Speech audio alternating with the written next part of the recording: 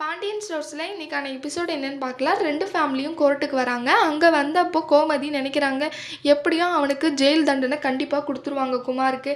அப்புறம் 2 ஃபேமிலியும் அடிச்சுக்கு தான் போகுது. அப்புறம் அண்ணியும் எங்கள் அண்ணனும் என்னெல்லாம் பண்ண போகிறாங்களோ தெரியலையே அப்படின்னு சொல்லிட்டு கோமதி ரொம்பவே ஃபீல் பண்ணிகிட்டு இருக்காங்க. பாண்டியன் போயிட்டு அவங்க வக்கீலை பார்க்குறாங்க. அவங்க பார்த்துட்டு வந்துட்டு சொல்கிறாங்க கோமதி கிட்ட, நம்ம கேஸ் தான் ஃபஸ்ட்டு கேஸு, நாம் சீக்கிரமாகவே நம்மளுடைய கேஸ் முடிஞ்சிடும் அப்படின்னு சொல்லிட்டு பாண்டியன் சொல்கிறாங்க. எப்படியும் கண்டிப்பாக இன்றைக்கி தண்டனை கொடுத்துருவாங்க அப்படின்னு சொல்லிட்டு சொல்கிறாங்க பாண்டியன். அதுக்கப்புறம் அங்கே சக்திவேல் அவங்களோட வக்கீல்கிட்ட பேசிகிட்டு இருக்காங்க. எவ்வளோ செலவானாலையும் பரவாயில்ல, எனக்கு இருக்கிறதே ஒரே மகன், நான் டபுள் மடங்காக கூட உனக்கு பணம் தரேன், எப்படியாவது என் பையனுக்கு தண்டனை இல்லாமல் பண்ணிவிடுங்க அப்படின்னு சொல்லிட்டு வக்கீல்கிட்ட பேசிகிட்டு இருக்காங்க சக்திவேல்.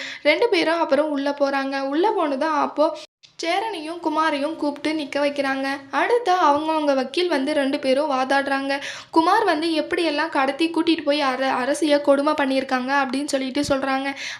அதுக்கு எப்படி தான் ஒரு பொண்ணை கடத்தி கூட்டிகிட்டு போயிருந்தாலுமே அவங்க கூட எப்படி அவள் வாழலாம், அவங்க வீட்டில் கொஞ்ச நாளைக்கு இருந்ததுனால இவங்க 2 பேருக்குள்ள காதல் தான் அது அப்படின்னு சொல்லிட்டு அந்த வக்கீல் சொல்கிறாங்க.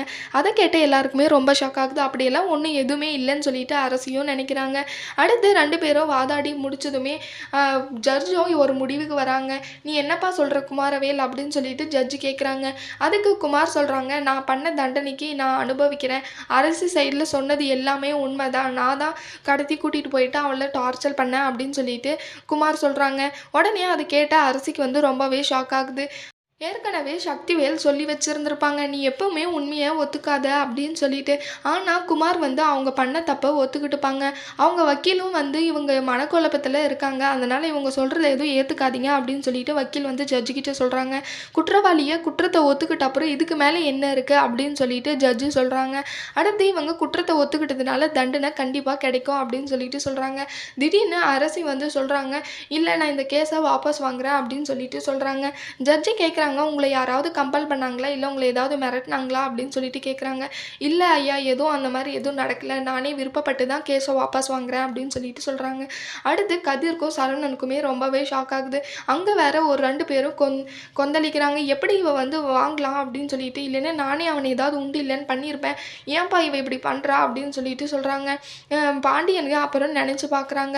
வீட்டில் ஏற்கனவே அரசி போயிட்டு அவங்க அப்பா கிட்டே கேட்டிருப்பாங்க, நம்ம கேஸை வாபஸ் வாங்கிடலாம்ப்பா, அவன் பண்ண தப்புக்காக குடும்பமே அனுபவிக்கணுமா அப்படின்னு சொல்லிட்டு அரசி போயிட்டு அவங்க அப்பா கிட்ட கேட்டிருப்பாங்க.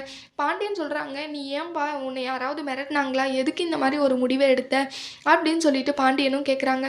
இல்லைப்பா, நம்ம அம்மாவையே எடுத்துக்கோங்க, அவங்களும் அவங்க குடும்பத்தை பிரிஞ்சுட்டு அம்மாவோட பாசம் இல்லாமல் எவ்வளோ கஷ்டப்படுறாங்க.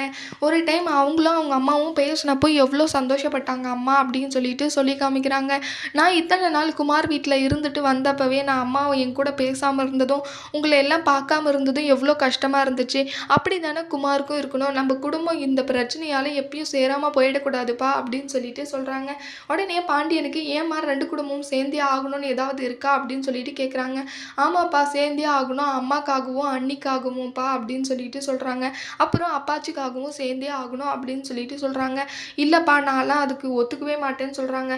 அரசி சொல்கிறாங்க, இல்லைப்பா, நான் உன்னுடைய வளர்ப்பு, நான் கெட்ட எண்ணத்தோடு இருக்க மாட்டேன்னு சொல்லிட்டு அரசி சொல்கிறாங்க. இவங்க 2 பேரும் பேசிக்கிட்டதுனால தான் கோர்ட்டில் அரசி தைரியமாக சொல்லியிருக்காங்க கேஸை வாபஸ் வாங்குறேன்னு சொல்லிட்டு. அடுத்து என்ன நடக்க போகுதுன்னு வரப்போகிற எபிசோடில் பார்க்கலாம். இந்த வீடியோ பிடிச்சிருந்தா லைக் பண்ணுங்கள். பாய்.